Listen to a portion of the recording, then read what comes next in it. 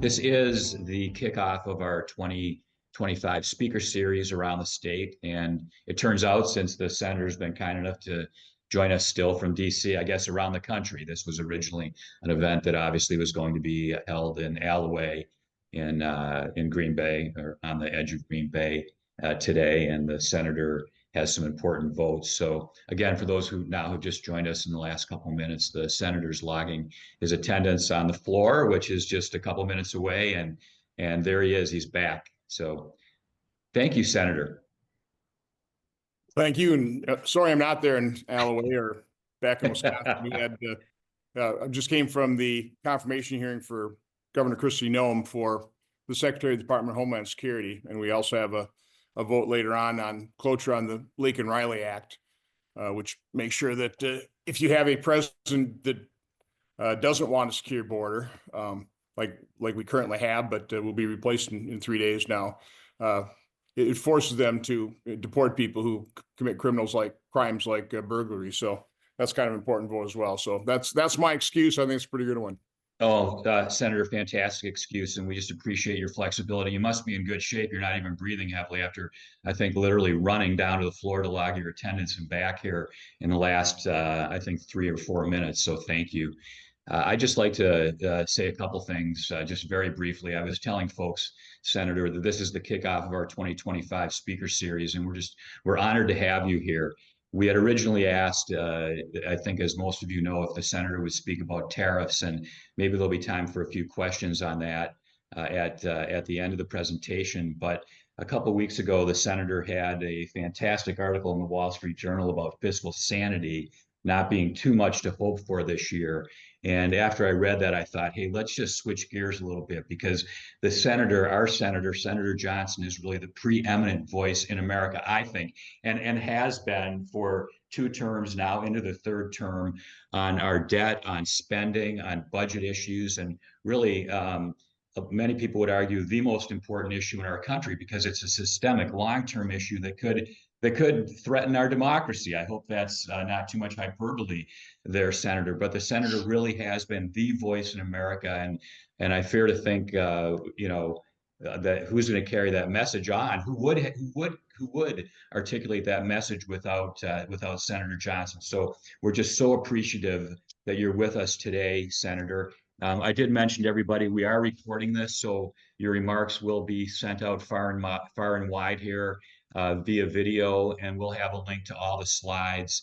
But with that, we're very appreciative. We're hoping that we'll wrap this up as quickly as possible, but certainly in the next 50 minutes. We're hoping there's a little bit of time for questions at the end. I will monitor any questions that come in and ask those at the end, Senator. But with that, and with our thanks and appreciation, we'd like to turn it over to you to talk about this most pressing issue in our country. Thank you. Well, thanks, Mike. And I have to acknowledge Pat McLaren is a part of the Badger Institute, and he is the guy who I relied on to create charts and graphs and kind of the look of what Ron Johnson charts and graphs look like.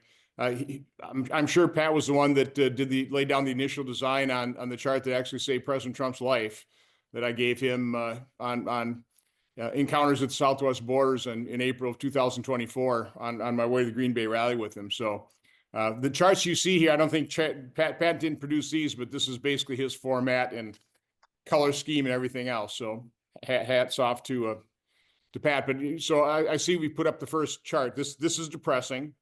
It should be depressing.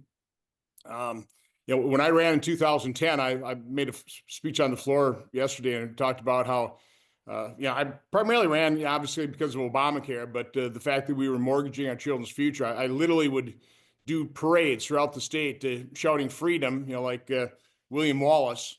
But also, we're mortgaging our children's future. It's immoral. It has to stop. And it hasn't stopped. I got into Washington, D.C. in 2011. The debt was at $14 trillion. Now it's 36.3. And according to President Biden's budget, it'll be at 52 trillion in 10 years. I mean, this is clearly unsustainable. No matter how you measure, just in total absolute dollars or percentage of GDP, we can't keep going on this way. It wasn't that many years ago before the pandemic where interest Our interest expense was under $300 billion. Now it's approaching $1 trillion. It probably will be $1 trillion this year, more than we spent on defense. And again, it's the first. It is the first amount of outlays that has to be spent. I mean, it is mandatory spending, and so we've got to get debt under control. So let's go on the next slide. This is, one of the primary impacts of all this massive debt, the devaluation of the dollar. You'll see I've used 3 years here, and you'll see why a little bit later on. But 1998, a 1998 dollar is now only worth 51 cents. We basically cut the value of the dollar in half in about 26 years. A 2014 dollar under President Obama is now worth 74 cents. A dollar before the pandemic in 2019 is worth 80 cents. That's the impact. We're trying to inflate our way out of the debt. It's not working. It's just getting worse. So let's go on the next slide. The analogy I'm using for this slide is, a regular American family. Let's say a family of 4. They have income of $100,000, and in some way, shape, or form, they spend it. Now, let's say they have a major medical issue, an illness, and the following year they have to spend $150,000 and probably borrow it, go into further debt to pay off the medical bills. If that family member gets well the next year, most families are going to go, reduce their spending to match their income again, back to $100,000. That's not what the federal government did. We had the pandemic. In 2019, we spent $4.4 trillion. During the pandemic, 2020, we went on this massive spending spree. I reluctantly held my nose and voted for the first CARES Act because we had to do something fast. We had to do something massive. We couldn't let financial markets collapse. So it was necessary. But we started talking about the first CARES Act. I think the dollar amount was about $750 billion. I thought that was more than enough. But again, under President Trump and Republican leadership in the House and Senate, within a couple of weeks, that went up to $2.2 trillion. And then we continued to pass additional, pandemic relief packages, which I did vote against. But anyway, we never went back down to pre-pandemic levels of spending. For the last 5 years, we've averaged $6.5 trillion, which is more than 50% higher than it was in 2019. And of course, last year we spent $6.9 trillion. President Biden budgeted to spend 7.3. And nobody's calling this out. Nobody's outraged by this. First of all, nobody knows how much we spend in total. Quick little anecdote. I think 3 years ago, when we were debating internally, what we're going to do on the omnibus, this is when Mitch McConnell abandoned the Republican conference's policy of completely opposing earmarks, although there was debate even when I got here as to whether or not that was a smart thing to do. But our conference position was we will not engage in earmarks. All of a sudden, we were engaging in earmarks. We were in a conference meeting, and I just asked my colleagues, "Hey, anybody know how much we spent last year?" Nobody raised their hand. Nobody gave me an answer. I gave them immediate absolution because we never talk about it. We are the largest financial entity in the world. Members of Congress are, in effect, the 535 members of the board of directors. But we never discuss total spending. All we pass is just the appropriation accounts, the discretionary spending accounts, which is less than 70% of the budget. Everything else is on automatic pilot, so people aren't even aware of the massive spending. And here's one of the devious things that the Uniparty has done over the years, really kicked in huge during 2020, during the pandemic. We've taken we've taken discretionary spending and slid it into mandatory. So the appropriators can claim, oh, we're only increasing discretionary spending by 2, 3, 4%. Well, that's because you took what was discretionary, slid it into mandatory. And here's evidence of it. Other mandatory spending in 2019. This does not include Social Security, Medicare, or even Medicaid. So those 3 things are out of this number. Other mandatory spending in 2019 was $642 billion. Last year, other mandatory spending was $1.3 trillion. Now, during the pandemic with the COVID relief packages, that hit up to like 2.2 trillion. So it did come down off of that high. But now again, we've more than doubled other mandatory spending. And by the way, over those 5 years, Social Security, Medicare, and Medicaid went up a little bit more than 700 billion, while the other mandatory spending went up $680 billion. So almost the same amount as what people really do view as an entitlement, certainly in terms of Social Security and Medicare. So again, that's completely out of control. The other mandatory spending side of the equation here. So anyway, here we are. We're stuck at $6.9 trillion.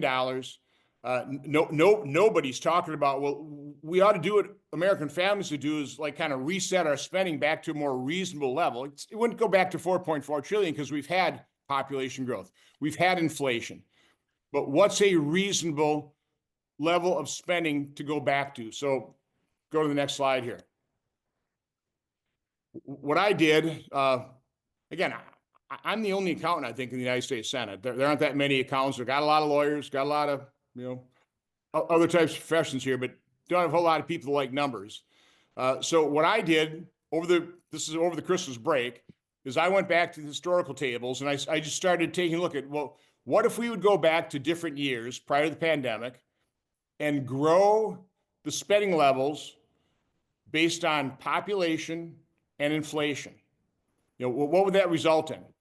So ended up, I've shown 3 of those examples. One is 1998 under Bill Clinton. This was the first year that we actually had a surplus since 1969. So it's not like deficit spending is a new phenomenon. I mean, because we don't have to balance a budget like states do, members of Congress really aren't that particularly interested in balancing the budget, particularly now that we just suspend the increase in the debt ceiling as well. So it's very painless to spend money we don't have here in Washington, D.C. And as I've heard, I haven't heard Mitch say this, but I've heard McConnell quoted saying, show me a member of Congress who ever lost the election because they spent too much money. So I think that's the general attitude of probably most members of Congress. Their constituents, by the way, love the free federal money. So in the end, it's the public's fault for not demanding fiscal responsibility. But anyway, so if you go back to Clinton's 1998 spending, he spent $1.7 trillion. Increase that based on inflation, population, with this caveat. You plug in for Social Security, Medicare, and interest today's numbers. You spend what you are. Both parties have said Social Security, Medicare is off the table, so those are still an automatic pilot. And of course, interest is what it is. So all other spending, though, you grow by population and inflation. If you do that to Bill Clinton's 1998 spending, you'd end up spending $5.5 trillion. That'd be your new baseline. One of the reasons I chose that is it just happens to equal President Biden's projected revenue for this year. And you know what that means? We would have a balanced budget at that level of spending. Again, we don't have a revenue problem. We have a spending problem. So, okay, so if that's too reasonable for you, if you're too afraid of balancing the budget, let's take a look at Barack Obama's spending in 2014. Do the same thing. Increase it based on population growth and inflation using today's Social Security, Medicare, and interest. The level would be $6.2 trillion. I almost don't even like talking about doing the 2019. It's actually too generous, and we're back at our 5-year average of $6.5 trillion, which would still be better than the $7 trillion we're at.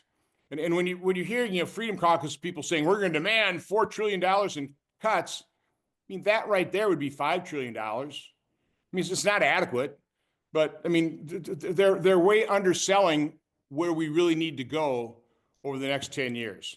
And again, this shows you that President Biden he's budgeting 7.3. I don't think that'll happen, but there's no way in fiscal year 2025 we're going to be able to return to these baselines because we're already halfway through the year before we actually agree on what the spending is going to be. And all the CRs are based on 2024 spending, which is basically the $6.97 trillion level. So anyway, let's go to, I guess this is the last slide. And this is the one I'm really focusing on. So in just looking at historical tables, I went back to Trump's final budget that he issued for fiscal year 2021. I think this was prepared in January of 2020. So this is really pre-pandemic. If you look at that budget, in what they projected for 2025 was 5.4, $5.5 trillion. Now, if you basically do the same thing, you don't inflate his spending because he's already done that in his budget, but you substitute in for his Social Security, Medicare, and interest, today's Social Security, Medicare, and interest expense, and that's what this chart's showing you. You'd put the baseline level spending at $6 trillion. So from my standpoint, that's the range that we ought to be talking about when we pass a budget for reconciliation, somewhere between Bill Clinton's inflated level of $5.5 trillion and President Trump's inflated, adjusted, I'll call it, 2025 budget of $6 trillion. That would be a reasonable baseline of spending. That's something I could vote for, that I would support. It's what I'm fighting for. Now, what's interesting is this concept, after I published that column in the Wall Street Journal, it's actually gaining traction inside Congress here, both in the House and the Senate. Now, are people totally accepting it? No. Are there, do people throw up all kinds of roadblocks and, yeah, but Ron, but what they can't do is refute its logic. They can't refute the fact that this would be a reasonable thing to do. They can't refute the fact that this is exactly what American families, American businesses need to do. Why is Congress exempt from fiscal responsibility, from some rational basis on how we limit spending? Again, we don't have a constitutional amendment to balance our budget. Yeah, by the way, I had an earlier project a couple of years ago where I went back to other years and didn't adjust things for Social Security, Medicare, Medicaid, but just increase things based on population inflation. I mean, we'd be looking at, spending levels today of like $4 trillion. Again, Congress, the federal government needs some type of control over spending. Now, how do we accomplish this? We have a budget process, and because we ran the table, we control the House by a very thin margin, Senate by not a huge margin, but we've got a little breathing room there, and we have the presidency. We can do something called budget reconciliation. People misinterpret these terms. Passing a budget, the way it's been used is almost meaningless because it's all ignored.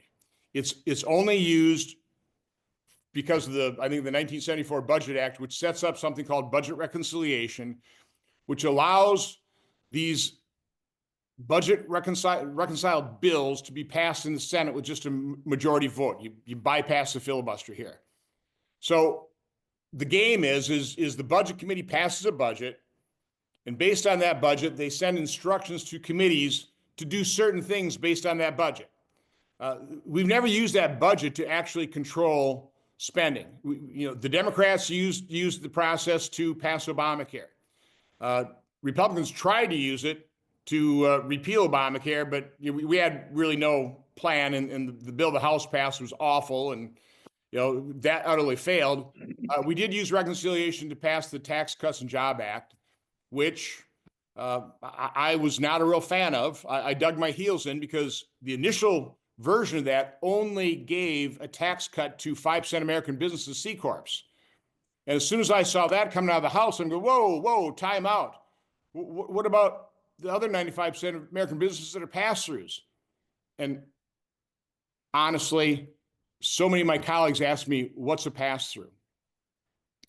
Well, it's 95% American businesses. Okay, subchapter S, LLCs, partnerships. So I dug my heels in.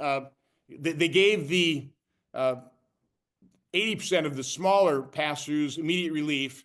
I had to really dig my heels in for the last 20%, the larger pass-throughs that, quite honestly, wouldn't remain pass-throughs had they not gotten tax relief. They would have turned C Corps, and we would have even got less revenue from those. So, that Republicans used reconciliation in 2017 to pass the Tax Cuts and Jobs Act. Now, what I'm going to try and do this year is force a process where the budget we pass in the Budget Committee, and I'm on the Budget Committee. I'm one of the senior members of it. We've got allies, people like Rick Scott, Mike Lee, I think others. I think Bernie Moreno will be another ally. I think others will as well. And insist that not only do we base our budget on this type of reasonable baseline, but we actually use that budget as our top line numbers for certainly other mandatory, which we then can use reconciliation for. I mean, by the way, just a quick aside. You can only use the reconciliation process for mandatory spending other than Social Security. It doesn't apply to discretionary. So discretionary spending still has to go through the appropriation committee and is still subject to the 60-vote threshold. So we need Democrats if we're going to pass spending bills. Again, makes no sense, does it? I mean, you're passing a budget, you give, as a result of that, you set up a process where you reconcile your bills, the things actually signed by president, to that budget, but you exempt, 30% or 28% of the spending, and that still has to go through the main appropriation process subject to the filibuster. So regardless, what I'm trying to do is I'm trying to get our conference committed to the spending numbers on other mandatory, and the appropriation committee also committed to adhering to the discretionary spending levels that we also established in that budget. Now, again, I don't know what's going to happen there. There's no statutory requirement for them to do so, but I'm hoping to create the kind of public pressure, and certainly with President Trump. I've been very upfront saying I don't think people who voted for President Trump had the expectation that he would abide by Joe Biden's spending levels. And again, the breakthrough here, it seems crazy, but the breakthrough is that people are finally understanding and hearing what total spending is and what we've done here. I mean, literally, if you go back to 2 slides ago, let's go back to the first one with all the red bars, if you can. That one right there. My colleagues were shocked at that. They were shocked. So that's one of the reasons that I think this concept has taken hold and has some kind of shot. But we've got a long ways to go. A couple other comments before I open up to questions. In yesterday's Senate Finance Committee, we had Scott Bessent, the Treasury Secretary nominee, in front of the committee. By the way, all of these hearings, it's the questions on the Democrat side, it's like they are from a different universe. But one of the things I did in my questioning real quick is, in addition to pointing this out, this concept, return to a reasonable baseline of spending, is I refuted the false narrative, I'll say, the lie, that the Tax Cut and Job Act is responsible for our deficit. It's not. When we finally passed that thing, the final projection out of CBO showed a reduction in revenue of about $1.5 trillion. It's actually about 1.3, but well, 1.3 for the first 7 years. But, a 1.5 over 10 years. Again, I went back and actually looked at the numbers. So the CBO projected $27 trillion total revenue from 2018 through 2024. So now we have the actual numbers on that. Again, so they projected $27 trillion. The actual revenue is $28.7 trillion. So we beat their estimate by $1.7 trillion. So what does that mean? Again, the original score for the Tax Cut and Job Act was a $1.5 trillion increase in the deficit. Well, we had a $1.7 trillion increase over that projection. So we beat the score. We paid for the tax cut in 7 years rather than 10, with a severe COVID recession, and we beat it by more than $200 billion. So, A, it didn't cause a deficit. We actually have more revenue than the pre-Tax Cut and Job Act projections by CBO. So we got more revenue in than what they projected before we passed the bill, and we certainly beat their estimates in terms of what they were expecting in terms of increase the deficit. So I think the projections we get from the Joint Committee on Taxation, CBO, needs to be taken with a huge grain of salt. And we have to recognize, as Scott Bessent, did yesterday, we don't have a revenue problem. We have a spending problem. Again, we'll have well over $5 trillion in revenue. And that compares to, I think, less than $3 trillion or less than $4 trillion back in 2019 when we were spending 4.4. So you can see how much revenue's grown. It's not a revenue problem, it's a spending problem. But with that, I've yammered on long enough and happy to answer questions people have. Thank you so much, Senator. And I want to encourage people to submit more questions. But let me just start with a couple. Can you talk about the debt ceiling issue a little bit? I mean, you've been kind of a voice on that that's been counter even to some conservative and Republican voices. Can you talk about that and whether you believe it's necessary to continue with the debt ceiling? I certainly understand why President Trump's ticked off about it. It was really the House Freedom Caucus working with people like myself and Rick Scott that came up with a plan to, increase it last time when we were kind of at loggerheads. There's no negotiation going on. So we broke that logjam by the Freedom Caucus actually proposing a $1.5 trillion increase to the debt ceiling as long as they got spending reductions. They took that package to the House, negotiated with bigger spenders in the House, but they actually passed a package that would increase the debt ceiling so that, McCarthy had something to negotiate with the White House. Now, McCarthy, without telling anybody, didn't negotiate a $1.5 trillion increase in the debt ceiling. He just suspended it.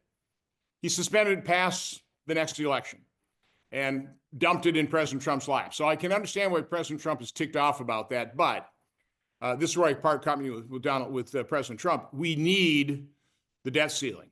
It's about the only leverage point we have. We don't have a balanced budget. We don't have a requirement to spend only X% of GDP. This is it. This is the only leverage we have, and we have to use that leverage. I kind of prefer a couple of yards in a cloud of dust on this. I would much rather go and increase the debt ceiling, 1 year at a time, so that we're facing, okay, why are you proposing $1.8 trillion deficit? And as you see, if we return to a reasonable baseline, again, I don't think we spent too little under Bill Clinton. Go back to that, maybe spend a little bit more on defense. We're close to balance. We can have a deficit of a few $100 billion. We don't have to increase the debt ceiling that much. Right now, the House Freedom Caucus has come out and saying that they'll increase the debt ceiling by $4 trillion as long as we commit to, spending reductions of $4 trillion as well. I think that's pretty much the deal. Again, I think they're asking too little. And I will tell you, I know a lot of people blame the Freedom Caucus as being the people that always say no. I'm pretty well putting everybody in the administration on notice. No, it's Republicans on the Senate Budget Committee that are the ones that are going to insist that we return to a far more reasonable and rational baseline spending level.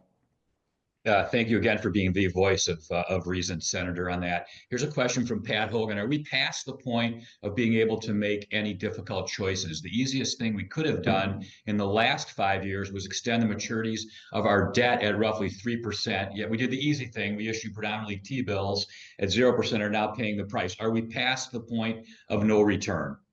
No, again, go back to Bill Clinton's spending levels and we'd have a balanced budget. Is there any? So this, again, now I know the defense hawks will be screaming about that, but one of the reasons I was and I'm fine with Pete Hegseth, and I hope he uses people like Eric Prince. Eric Prince he's the founder of Blackwater, and he wrote a really good piece, Too Big to Win, and he just argues. I mean, we are spending money on these multi-billion-dollar platforms that are highly vulnerable to asymmetric warfare, to hypersonic missiles. I mean, this is insane. We're building a military based on conflicts decades ago. We're not learning from Ukraine, where our Abrams tanks are pretty much useless because of the use of drones now. So we got to completely rethink. I think what we spend, how we spend the money is so much more important than how much we spend. And unfortunately, we got Chairman of SASC and, Mitch McConnell saying, we got to spend 5% of GDP. Listen, in normal times, I'd have no problem spending 5% of GDP in national defense. It's the top priority of government. But these aren't normal times, and we're facing a $1.8 trillion deficit right now. Sorry, boys, we can't afford it. So let's get Elon Musk in there, the military industrial complex, and do to it what he did with launches. In case you're not aware, this is actually from a New York Times reporter. He's taken a $1 billion launch down to $70 million, and he's catching the boosters on the gantry. It's remarkable what the private sector and a genius like Elon Musk could do. We've got to get that same kind of thinking operating. But no, you go back to Bill Clinton's levels of spending, inflate the way I'm suggesting, you'd have a balanced budget. So it's not too late, but we need the willpower, the willpower to do it. And I'm trying to make the macro case that again, what I'm suggesting is just irrefutable. It's so reasonable. People can't argue against it, although they're going to do everything they can to resist it. Senator, this one goes back to the discussion early on that you noted about mandatory versus discretionary. But is there any chance we'll see entitlement reform in the coming session? Well, I guess what I'm arguing is we don't need it. Okay. I mean, we could balance the budget without doing it.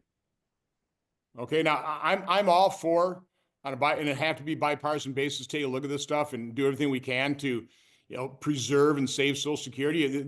The number one thing we can do there is get our fiscal house in order on all other elements of the budget so that we can afford to plus up the benefits in Social Security. Okay, so the best thing is the best way to reform entitlements or preserve them, save them, is to return to a reasonable level of baseline spending. But again, you look at other mandatory spending going from 642 to 1.3 trillion. I mean, again, that gives you $680 billion to reduce. There's no reason for that. And again, it's not just one thing. It's not just, veterans burn pit legislation, which was one of the more egregious examples of doing that, sliding what should have been discretionary spending and turning into mandatory. There's all kinds of things we can do. And we got to start looking at metrics. I can't, you guys are from the private sector. I cannot convey, in pardon my French here, how half-assed and unprofessional things are run here in Washington, D.C. I think there's more professionalism inside the executive branch, but here in Congress, again, when I give you the truth, the reality that most members of Congress have no idea what the federal government spends in total, that just shows you how, again, we miss the forest arguing over twigs and leaves all the time. It drives a guy like me nuts, which is why I wasn't going to do this for a third term. We need more accountants. We need more accountants in the Senate. Senator, here's one from Sally DeBruin. It's about transparency, really. She says, audit all departments and show everything to the public. Can we see NGOs, those are non-governmental organization budgets, and where they're getting their money from? I think that's just an example. But can we have more transparency that will maybe motivate people and voters and inform them? Is that possible? I think the best way to return that is really beef up Congress's oversight desire. First of all, fund those of us who are into investigations and oversight. I'm actually glad that we just voted in new rules for the chairman of Homeland Security. I was chair. I timed out, so now I'm chair of Permanent Subcommittee Investigation. I actually had stronger subpoena authority than the chair of Homeland Security. Rand pretty well insisted on having the same subpoena power. Then I was fine with that, and we convinced Democrats to give it to him. So now we've got two people very dedicated doing oversight. It'll be interesting to see what ends up happening. I'm going to be really pressing Rand to enforce subpoenas. We haven't really done that. Hold people in contempt, send our sergeant at arms to obtain records. I mean, this will be interesting. But I think that would be, these agencies get audits. That's again, the metric is, the solution is give them less money, reduce spending. That is by far the best discipline. That is the metrics. It's not how much, we're going to demand $4 trillion in cuts. Against what? Measured against what? What are we spending annually? Turn that into a reasonable number. Start starving the beast. Eliminate the Department of Education. Eliminate some of the departments. Again, just reduce the size, scope, and cost of government. That's the solution. Not auditing them. Not doing, all these other things are kind of process solutions, and not going to solve the problem. The root cause of the problem is just the size of government and the cost of it. I think to speak optimistically, Senator, I mean, the senator's in, I think, a great position, obviously. I mean, was chair, as he mentioned, of Homeland Security and Government Affairs, still a member, right, Senator? Also, ranking member, as I think he mentioned, alluded to, a permanent subcommittee on investigation. Oh, now I'm chairman because you're chair. I'm sorry, you're chair. No, yes. No, it's going to change. I mean, yep, it's changing because of the majority in the and also a member of budget and finance committees. So how much of this is just informing your colleagues, which you're in a position to do, about the reality of the situation? I mean, I'm disheartened to hear that a lot of them don't even know what a pass-through is. I mean, that's disheartening. How much of this is just informing people about the facts, Senator? That's the first step, and that's what I'm doing. You know, Okay. people ask me, well, when Mitch McConnell decided to step down, he said, well, why don't you run for majority leader? I said, well, first of all, uh, that's not the role. I don't want the job. Okay, you know, it's not fun herding cats. It's not a. I didn't envy Mitch's task. I don't envy John Thune his task. I don't envy Mike Johnson his task. But also practically, the role I play inside the Republican Congress and the Senate is I'm the kid that constantly points out the emperor has no clothes. And you have to, I mean, think about that. That kid's not real popular. You know, people don't like the fact that I'm, you know, kind of blowing the whistle on and going, they didn't know how much we were spending. They didn't know what pass-through entities were. Again, I don't name people because, you know, some of them did. So good. If they can all believe that they're the ones that actually did know that, it's their other knucklehead colleagues that didn't. But again, it's a problem. People come here with different backgrounds, and again, they're good people, they're smart people, they're talented, but they don't necessarily have the expertise in all the areas that you need expertise if you're going to be effectively the board of directors of this largest financial entity in the world. Senator, what about your constituents, though? We've got a question that asks about what do you tell your constituents when making the case for reform? Another way to ask the question is: are people in America willing to sacrifice as long as they know their neighbors are sacrificing? Is there still that willingness? I mean, you kind of indicated people love voters, love spending. That could doom our democracy. Are people in the end willing to sacrifice? Well, that's a $64,000 question. Again, we don't educate our children in terms of, you know, really our form of government. We don't educate them in terms of economics. So they can't connect the dots that the reason they can't afford things is because the federal government is spending too much money and printing all these dollars. We don't do it through our news media, which is, you know, radically leftist in general. So no, I mean, the public isn't up to speed. Now, I guess the good news is, you know, we defeated the radical leftists this time, but not by much, right? And that's why I never call myself an optimist. I'm a pessimist. Listen, we're on the road to decline here. I mean, this has been, you know, you take a look the lack of safety in our cities. You take a look at, I mean, just across the board. I mean, it's becoming dystopian in many cases and in so many places. It's not. It's depressing. So that's the reality situation. So the only solution to that is education. We do need to, and you know, the good news there is education starts at a local level and can be controlled by the citizens. It's one of the reasons in my effort after 2018 on trickle-up elections, you know, making sure we have Republicans on every line of the ballot really focused on things like school board. Now, I know they're not on the ballot in November, but you know, they get engaged early in the year for April elections. Those people that not necessarily politically engaged ever before, now they are.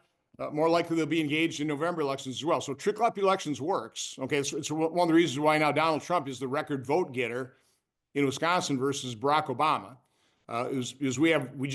We ran more Republicans, and that just automatically make sure that the people at the top of the ticket get more votes as well.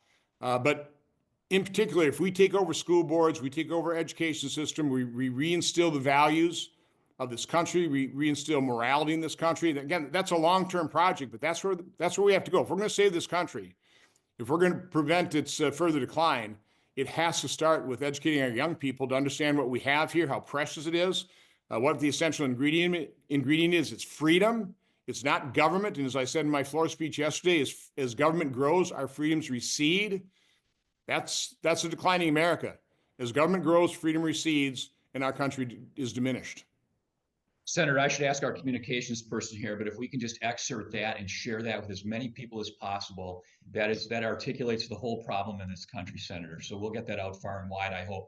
If you have a few more minutes for us, we have maybe 10 more minutes. We have some great questions. Pat Hogan's asking kind of a follow-up question.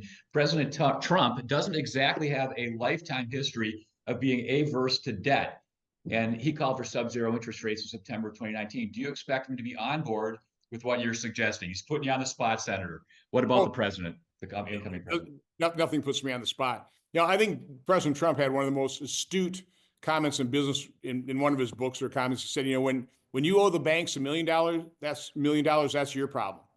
When you owe the banks $1 billion, that's their problem. So that is his attitude. I think he kind of views this stuff as funny money. So it's one of the reasons I'm being very public about reducing our spending level. I'm being very public about the fact that Trump voters did not vote for him expecting him to abide by Biden's spending levels. It's one of the reasons of all these scenarios, Clinton, Obama, or Trump. I'm using Trump. I'm using Trump's own budget to convince him, go back to that. That's what you and your OMB people, your budget people thought was going to be adequate spending in 2025. Go back to that. We'll see the point that we're not touching Social Security, Medicare, and interest is what it is, but embrace that.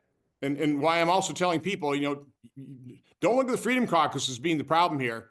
The people you're going to have to deal with are people like me, and I won't name other names, but other people on the budget committee that are, I think, allied with what I'm trying to accomplish here. Thank you, Senator. Another follow-up really important from Sally DeBruin is about Doge and Elon Musk and Vivek Ramaswamy, I guess, if he doesn't become a senator from Ohio. Can we eliminate entire departments or force departments to live under a smaller budget, or does Congress have to vote on this? This is an interesting question because they're outside actually of the legislative process, right? What's your comment on that? Where's that fit in? Can it be done?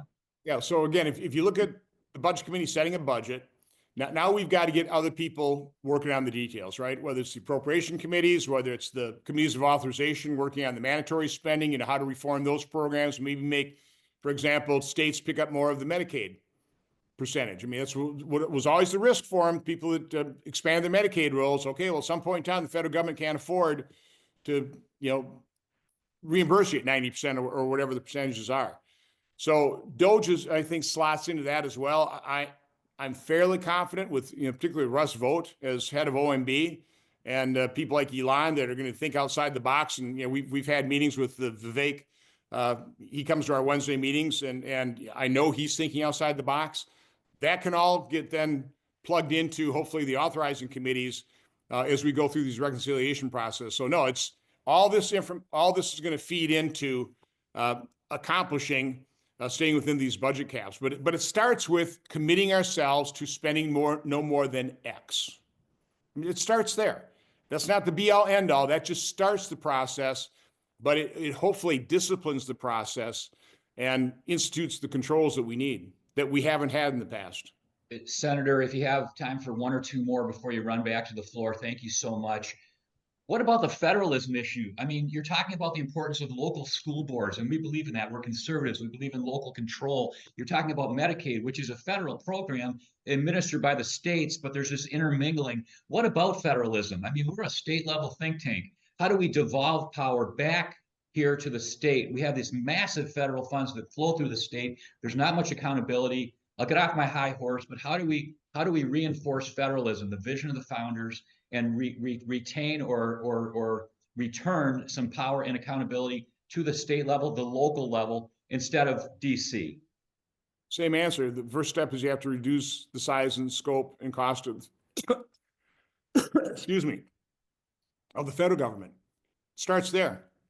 One of the ways you can potentially reduce, for example, some of these mandatory spending programs like Medicaid, block grant the money. Start weaning. You have to wean them. Okay, it's probably not cold turkey. It's weaning them off government, but set us on a glide path on it. But again, it all starts with you have to reduce the total dollar spending in the federal government. That again, I'll keep coming. That is the metric. That is the primary aim of our policy goal. We have to do that. Everything else flows from that. Senator, thank you so much for your time. I'm sure we could ask you 20 more questions. I know you have to get back to the floor. We appreciate, again, you being a voice for reason in this country. And I think if we can solve this issue and save our country, I think a lot of that is going to be thanks to Senator Ron Johnson. So, Senator, if you have anything else you want us to know, the last question, what more can we do other than just distributing your remarks far and wide to help solve these problems? It'll be interesting to see how much trouble I get in for my remarks, but I don't care. No, I mean, that's what we need to do. I mean, it's all about educating the public. education, education, education. So that's why, appreciate think tanks like yours. I mean, I think, and I've heard this on Jay Weber coming in, that Trump has announced, or people are within his transition are announcing they're going to be using think tanks to generate ideas in addition to Elon and Vivek.